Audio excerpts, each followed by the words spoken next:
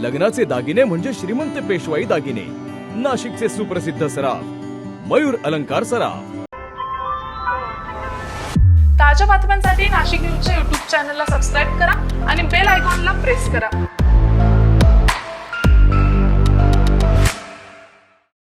नाशिकच्या रामकुंड परिसरात रंगपंचमी दरम्यान झालेल्या हुल्लडबाजी प्रकरणी आता संताप व्यक्त केला जातोय। या प्रकरणात संबंधितांवर गुन्हा दाखल करावा अशी मागणी गोदाप्रेमी संस्थेचे देवांग जानी यांनी पोलीस आयुक्तांकडे केली असून अन्यथा न्यायालयात दाद मागण्याचा इशाराही देण्यात आलाय। रंगपंचमीच्या दिवशी रामकुंड परिसरात मोठ्या संख्येने तरुणाई जमलेली होती।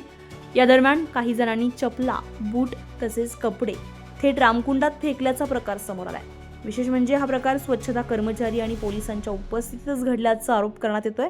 या घटनेमुळे गोदाप्रेमी आणि नागरिकांमध्ये तीव्र नाराजी व्यक्त होते। गोदावरीमध्ये घडलेल्या गैरप्रकाराबद्दल भाजप आध्यात्मिक आघाडी प्रमुख आचार्य तुषार भोसले यांनी प्रतिक्रिया दिली आहे। काल रंगपंचमी निमित्त हुल्लडबाजांनी एकमेकांना चपला फेकून मारला। काल महिला दिन होता।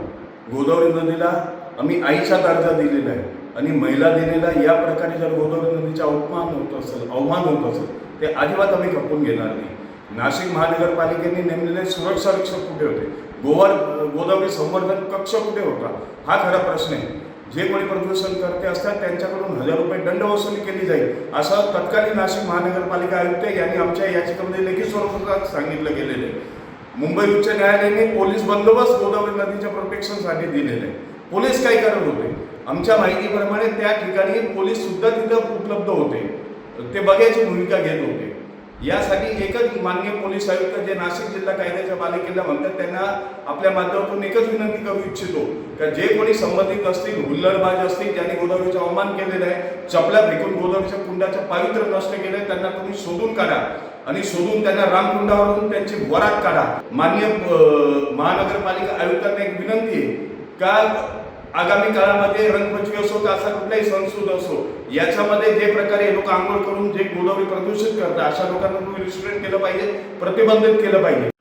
काल नाशिकच्या गोदावरीमध्ये जो अत्यंत किळसवाणा प्रकार घडला तो नाशिकला लाजवणारा आहे। जगभरातनं लोक गोदावरीचं तीर्थप्राशन करण्याकरता किंवा विधी करण्याकरता येतात, स्नान करण्याकरता येतात आणि त्या पवित्र रामतीर्थामध्ये, रामकुंडामध्ये चपला बुट फेकणं म्हणजे केवळ त्या पवित्र तीर्थालाच नाही तर तुम्ही लोकांनी नाशिकच्या वैभवाला कलंकित केलाय। आमची प्रशासनाकडे मागणी आहे की या सर्व दोषींवर गुन्हे दाखल करून कठोरात कठोर कारवाई केली पाहिजे।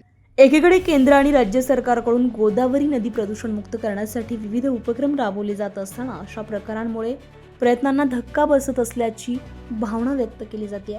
संजय परमार, नाशिक न्यूज, नाशिक। ताज्या बातम्यांसाठी नाशिक न्यूजच्या YouTube चॅनलला सबस्क्राईब करा आणि बेल आयकॉनला प्रेस करा।